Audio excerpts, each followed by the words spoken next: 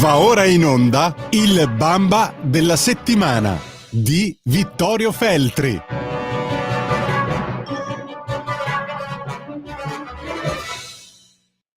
Buongiorno a tutti e bentornati al Bamba della settimana, l'antipremio che assegna per Radio Libertà il direttore Vittorio Feltri, che dovrebbe già essere in collegamento. Ci sei, direttore?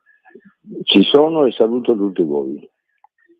Bentornato su Radio Libertà e oggi assegniamo un Bamba che da un certo punto di vista ci intristisce anche, ma che non potevamo non assegnare di fronte alla particolarità della notizia, diciamo.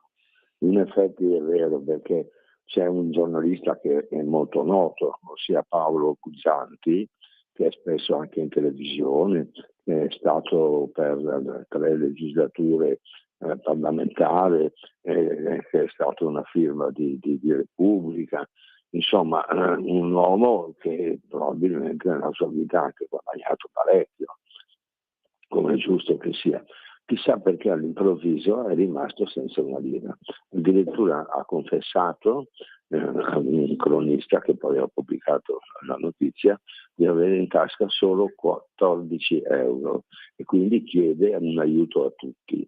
Ora io non so come sia possibile una cosa del genere, perché ripeto, uno che ha lavorato tanti anni come giornalista ha una pensione discreta. Anch'io sono pensionato e non mi lamento per la cifra, la posso anche dire, sono 11.000 euro al mese, quindi se ne ce la si può fare, diciamo, arrivare a fine mese, ecco. Sì, per l'amor di Dio, credo proprio di sì.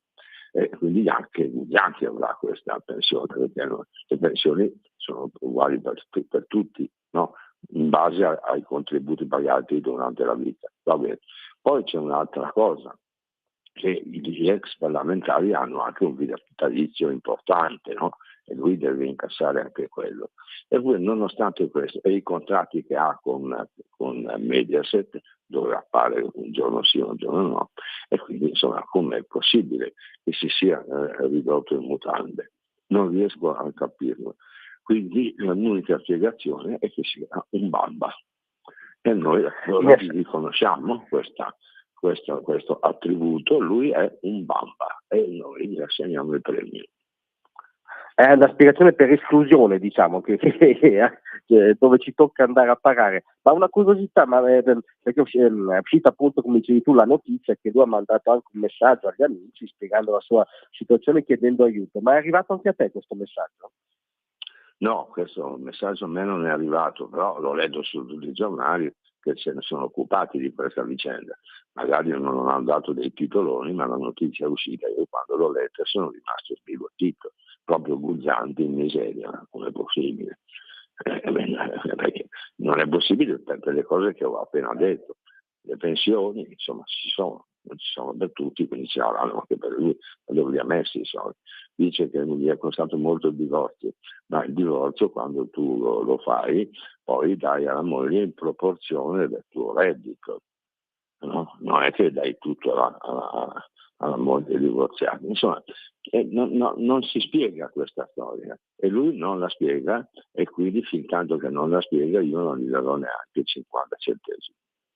Beh, comprensibile, insomma. Tra l'altro lui sostiene che come i suoi introiti, sommando appunto le pensioni da giornalista e parlamentare, al momento ammonterebbero 8.000 euro. Secondo me è anche una stima per difetto, ma comunque in ogni caso è una soglia di sostenibilità, diciamo, ecco.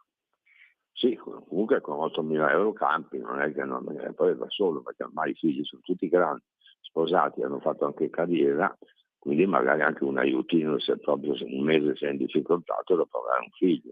No, non riesco, è una storia strana che non riesco a decifrare.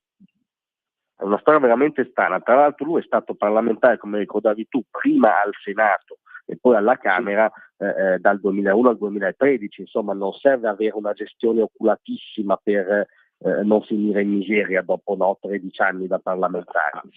Appunto, non mi risultano casi simili in giro per l'Italia, non ci sono, quindi è strano, lui non ha spiegato bene cosa gli sia successo, non so, a meno che sia uno di quelli che va a giocare a carte, non so, o a casino, io questo però non posso saperlo.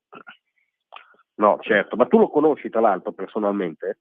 Sì, benissimo, lo conosco da molti anni anche. Sai, il nostro mondo non è enorme, i giornalisti un po', diciamo, che fanno un minimo di carriera li conosci tutti.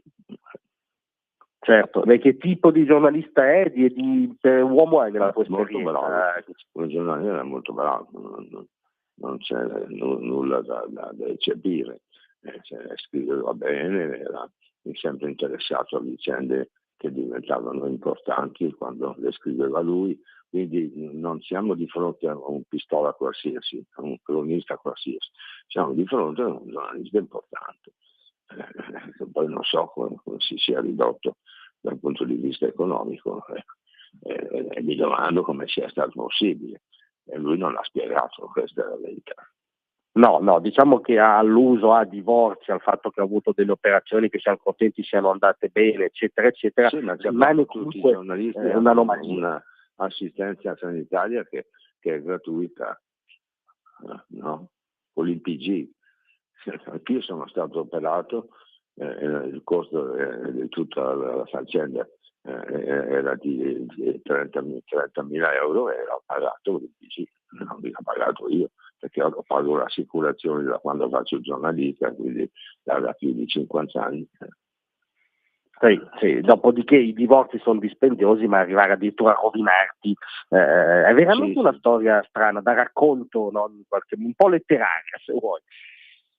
Sì, hai ragione, sarebbe interessante sapere come si è ridotto così, come e perché, Sì. non l'ha spiegato, si è limitato a dire che è in bolletta e ha 14 euro in tasca e quindi chiede aiuto agli amici, che glielo daranno anche, per amor di Dio, ma sarebbe interessante sapere come ha fatto a ridursi in questo stato. Invece non lo spiega e quindi questo mi lascia del tutto perplesso e quindi li assegno volentieri il Bamba, perché solo un Bamba può dire una cosa del genere senza motivarla. Non c'è alcun dubbio. Comunque tu confermi che con la pensione da giornalista, dopo una carriera di alto livello, come anche questo Sì. caso, si può vivere, ecco, questo ce lo confermo. Ma guarda, io sono in pensione anche da molti anni, perché ho cominciato presto a lavorare e ho una pensione di 11.000 euro al mese, non mica mi vergogno, perché ho pagato tanti contributi e quindi adesso mi tocca questa pensione che non è certo da fame. Tra l'altro tu non hai fatto un parlamentare.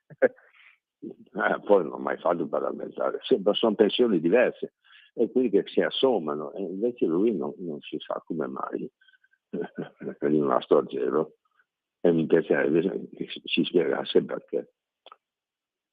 Sì, sarebbe una curiosità, insomma, una curiosità legittima, e finché non è soddisfatta confermi che dal tuo punto di vista non corrisponderà alla richiesta, anche perché personalmente non ti è arrivata.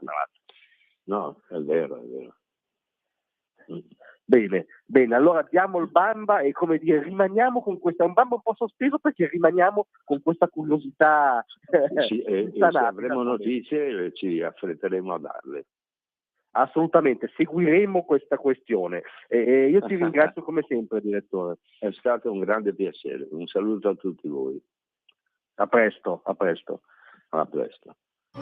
Avete ascoltato il Bamba della settimana di Vittorio Feltri.